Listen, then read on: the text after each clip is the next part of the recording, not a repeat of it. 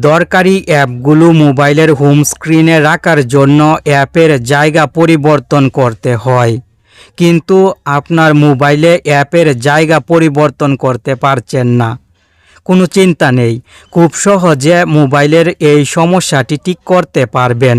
যে মোবাইলের অ্যাপের জায়গা পরিবর্তন হয় না, সেই মোবাইলের সেটিংসে ক্লিক করবেন। সেটিংস থেকে হোম স্ক্রিন সেটিংসে ক্লিক করবেন। লক হোম স্ক্রিন লেআউট সেটিংসটি খুঁজে বের করে সেটিংসটি বন্ধ করবেন। এই সেটিংসটি আপনার মোবাইলে খুঁজে পেতে সমস্যা হলে ব্যাকে চলে আসবেন।